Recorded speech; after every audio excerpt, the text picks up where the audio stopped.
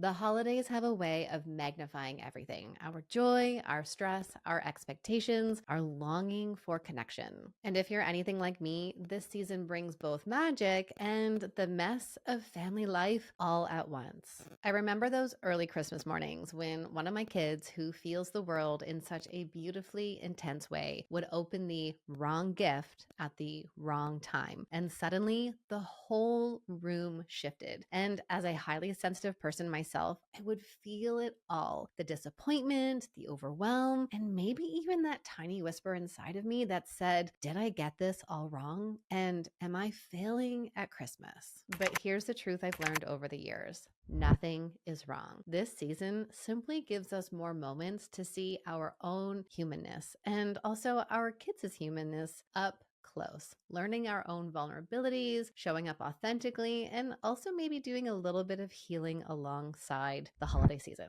So today I want to share 5 reflections that have grounded me, softened me, and helped me move through the holiday season with more intention and less pressure. These aren't rules, they're gentle invitations, things that I have continued to return to over and over again during the holiday season that I thought, why not share it here? Why not open the door of what my holiday season is guided by, so that when it comes to those special moments, things feel smoother and our traditions are more meaningful and the emotional load feels a little lighter. We'll talk about holding space for big feelings, especially when it's your child, or maybe they're your own or your partner's, communicating what you actually need on holiday mornings, giving yourself permission to pause, choosing the traditions that work best for your family, even when others push back, and the reminder I come back to every single year: your presence is the real gift. My hope is that as you listen, you feel understood, steadied, and maybe even reminded that you're not alone in navigating the highs and lows of this season, despite what social media tends to show, which is only the happy family pictures. Let's dive in. Let's talk about the first thing that I really try to apply on holiday days, and this is this ability to hold all emotions, and that there are no bad emotions. I think for so many of us, we grew up with this experience like we could only be happy, or we could only feel joy, or maybe even you were told you should be grateful for what you receive. And I remember some of those early mornings with my highly sensitive kiddo, and I remember this one year where the last gift they opened was not the big gift.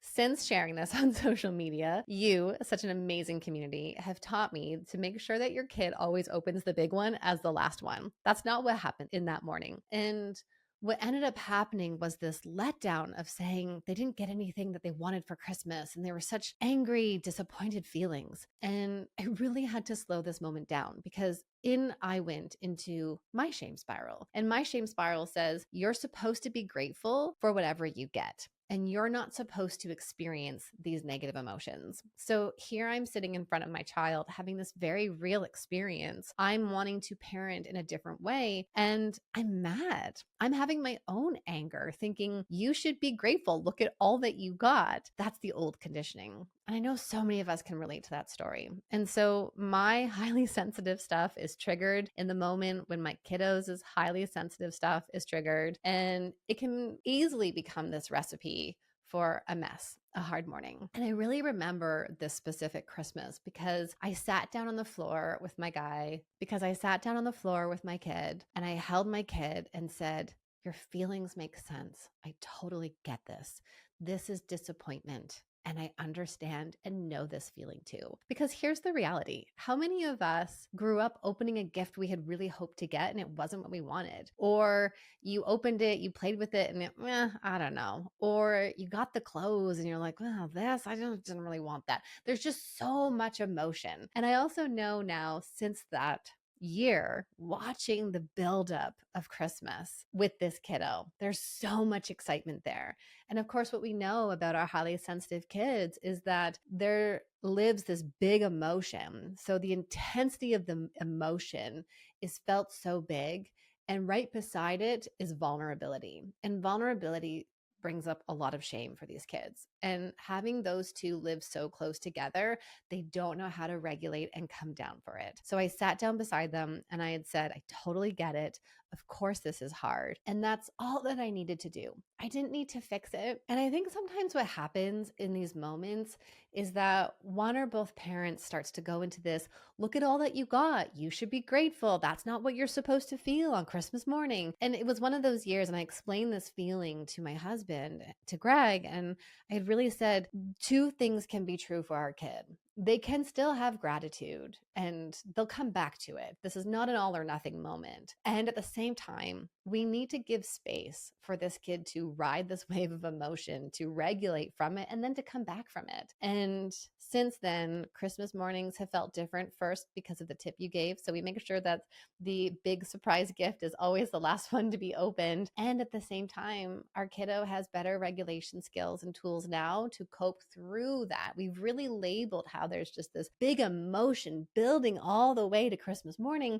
And it's normal to feel that letdown. It's normal to feel disappointment on Christmas morning after opening all of the gifts. And I really think that one of the things that helped me move through the holidays is normalizing all experiences. This doesn't mean our kid is bad.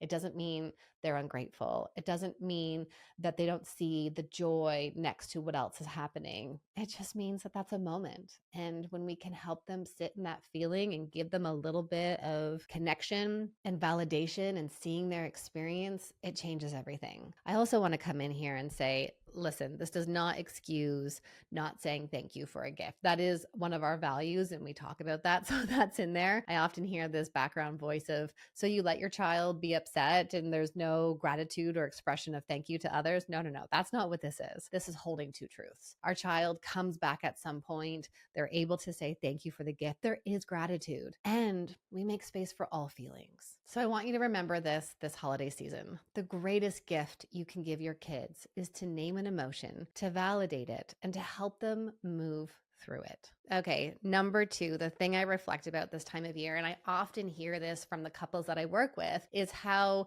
the actual event is not how you want it to go. And I can relate to this in our own marriage because Greg and I have very different experiences of Christmas morning specifically. He's the one who is sitting on the couch with the cup of coffee and he's in the moment. He watches the kids open the gifts. He's reflective. He's going slow. And I adapt a very different role. I would love to have more of that role. And my role more is I'm the one with the garbage bag. I'm the one orchestrating who is opening what next to make sure or to try to sidestep that huge disappointment that showed up that one year. I'm the orchestrator. And this is tricky because I often then look at him and it can easily stir up feelings of resentment. So remember, resentment is when it's a toxic emotion, first of all, but it's often a secondary emotion. And it's like the tip of the iceberg and everything else, and it's covering all of the underneath stuff. Underneath resentment is often envy, jealousy, sadness, fear, loneliness. And so in those moments when you feel resentment, asking yourself, what's actually underneath this? So if I'm feeling resentful on Christmas morning towards Greg, it's often envy that's underneath it for me because I wish to have what he was doing and I don't have that. And that speaks to really how then I need to start communicating what I want and need for this holiday moment. And that has been a trajectory of growth for us throughout the years of parenthood is how can we then make this work for both of us? How do I then not become the orchestrator of what gifts are given in what order? How do I get to sit back and drink coffee? How do we co-create this together? And that really does require slowing down and communicating ahead of the morning so that we're both on the same page. I think this really speaks to the larger struggle that couples experience, which is often this, we don't know what we don't know. How do we know what questions to ask each other if we've never lived in these scenarios? And it's one of the things I touch on in both of my books is really about this curiosity for each other, this curiosity of your lived experiences, of your desires, of your expectations. Because the worst thing for a relationship is unspoken expectations and desires. You will not be on the same page because you don't know know what that page even looks like. So I think it's really important for you and your partner to sit down together and to talk about what is important to you on Christmas morning or on whatever day your celebration takes place. What matters most to you this year? And I love asking this question because you are in different seasons all the time. You are changing constantly. How you showed up in the newborn years will be different compared to when your kids are 5 and 7, 8 and 10, 12 and 14. My kids are 2 years apart, so I put them 2 years apart. But you know what I mean. Here's the piece. You're allowed to change. Your desires are allowed to change. Maybe this is the year where you don't want to orchestrate all of the gifts and you have your partner take over on that piece. Or maybe you want to change up what it looks like to make the breakfast that you're going to share. Whatever that is, slow down before the morning of, before your celebration, and talk together about what would help you feel connected, present, and close. How do you get your needs met? If you're struggling with your communication and finding yourself getting stuck in negative biases or making negative assumptions about your partner, be sure to download my 10 questions that will help you challenge those stories. Your stories, the perceptions and assumptions you hold about yourself or your partner, are what escalate you into your negative relationship cycle. I've got the link in the show notes, so be sure to download that. In those hard, sticky moments, you can ask yourself these questions to help you shift perspectives and not continue to get stuck in that negative repeating cycle. Okay, my third reflection around the holidays is really giving you permission to choose what works best for you. I'm mindful of when this episode is coming out, and maybe it creates some reflection for other years. So we're so close to the holidays. Most of you will already have your holiday plans made and decided. But I think of this client that I worked with, and the client shared the story of what it was like to be a kid. And he said it was really hard because his parents prioritized driving to see everybody else on the holidays. Family lived in different towns, so they would pack up, they would stay in different houses. And this is just what they did. I'm going to use quotation marks. It's just what they did. And he described feeling resentful during those early years in his childhood because all he wanted to do was to stay home in his house. He wanted the magic of the holidays to be in his own bed, in their own home with their own tree, but instead they spent year after year traveling to family events.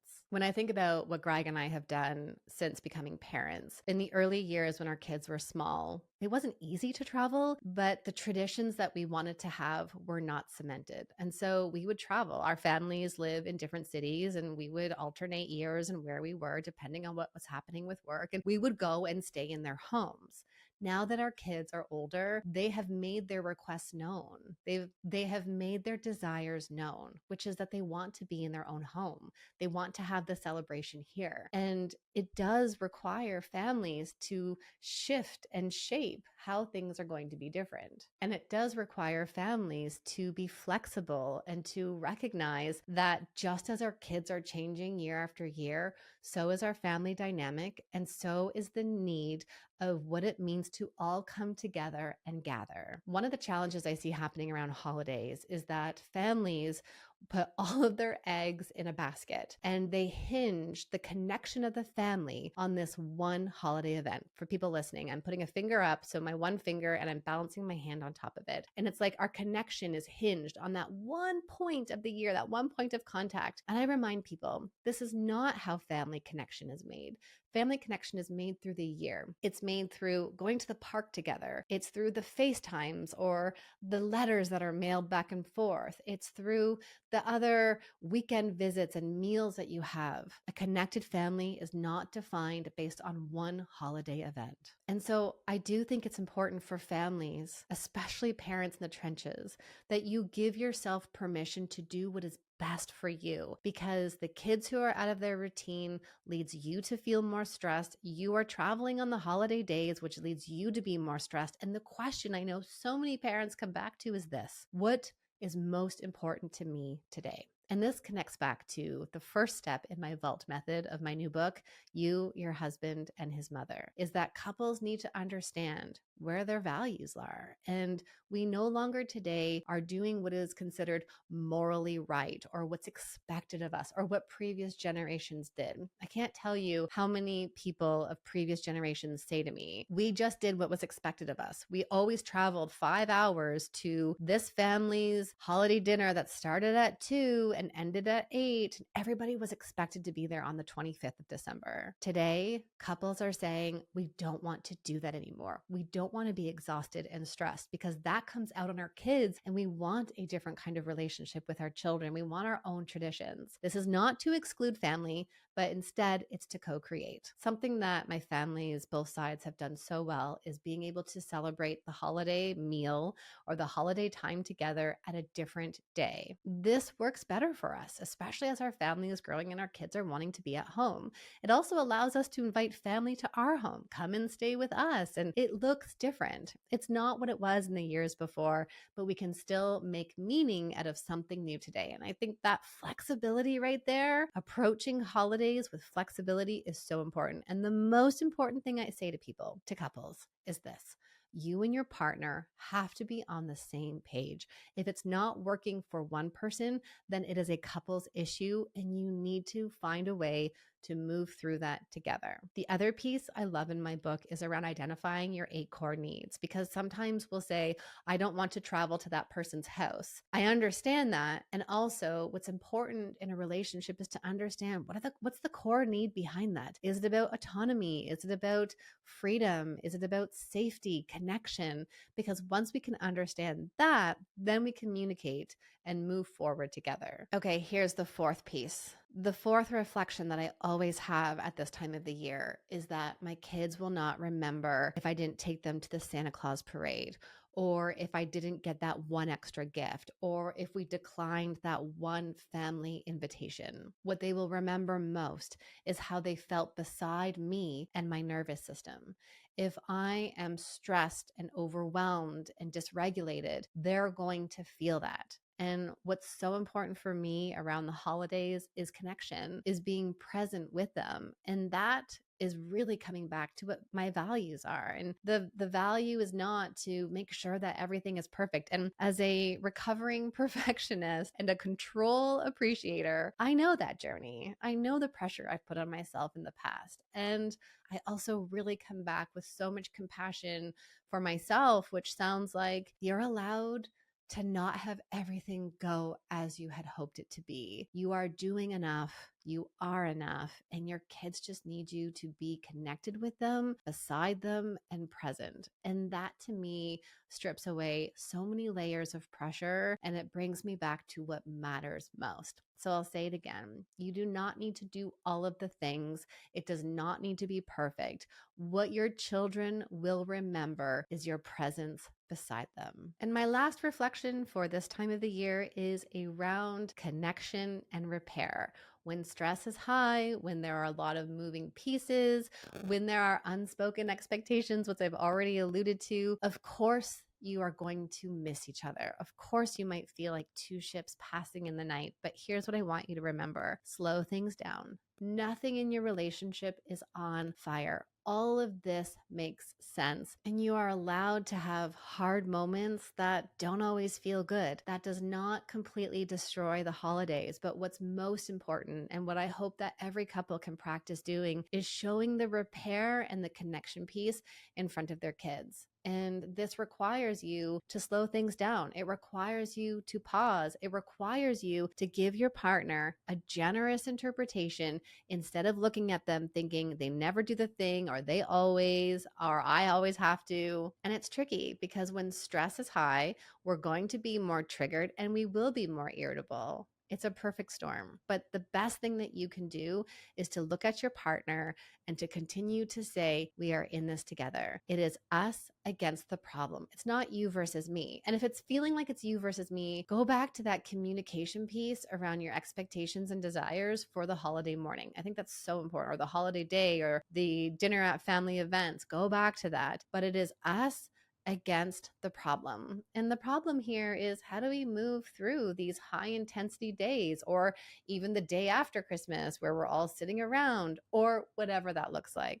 And those moments of connection can really come from greeting each other in the morning. Take 5 minutes to sip your coffee in silence. Ask each other, how is your heart and mind today? That's the Gottman's question that they ask each other every day. It's one of my go-tos, and I absolutely love it. It's about going in for that longer hug with your partner and allowing them to be part of the co-regulation process. It's about high-fiving each other at the end of the night when the kids fall asleep and say, I'm so glad we're doing this together. And it's about those small moments of expressing appreciation to your partner and reminding yourselves that you're doing this together. And it's about those small moments of appreciation. I know so many people struggle with this, and I also know the holiday season is such a busy time, but here's what I believe. A connected relationship does not require grand getaways, or you don't wait until the weekend so that you can do something together. You don't wait for the next date month that's coming up. Instead, you do one small thing every single day that's going to connect you. And if you need help doing this, jump into my 30 Days of Us. I love this 30-day challenge. It's different than my More Than Roommate challenge. It is a challenge that is there to help you find the one small thing that is going to build connection. And you're learning more about yourself and your relationship through it.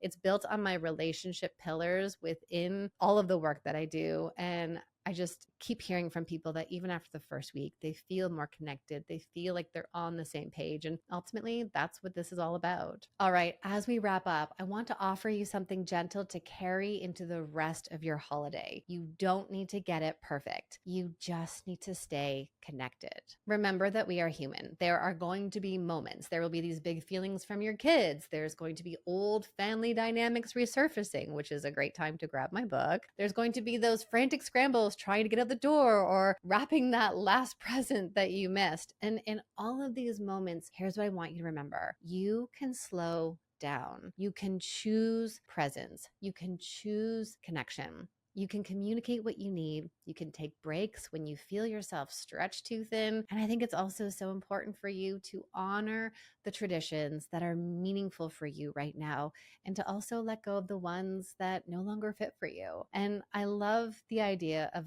allowing our children to see all feelings that arise within ourselves, but also for them. There's no bad feelings around the holidays. And I think this is such a permission that we give to ourselves, but it's also a gift we get to give to our children. All right, my wish for you this season is simple. May you feel anchored. May you feel connected and find pockets of joy that remind you why these rituals matter, not because of the gifts or the visits or the expectations, but because of who you're sharing them with. One of my favorite traditions that has been passed down in my family is making Finnish coffee bread, pulla. It is the funnest thing to make. And now seeing my kids get in on it with us, the loaves don't turn out perfect, but it's the connection that really matters. All right. Thank you for spending this time with me. I'm sending you so much warmth as you move through the holidays. And if this episode resonated, share it with someone who could use a gentle reminder today. Okay, take good care of you, and I'll see you in the next episode. Remember, this podcast is for educational purposes only and does not substitute for the care from a licensed mental health care provider.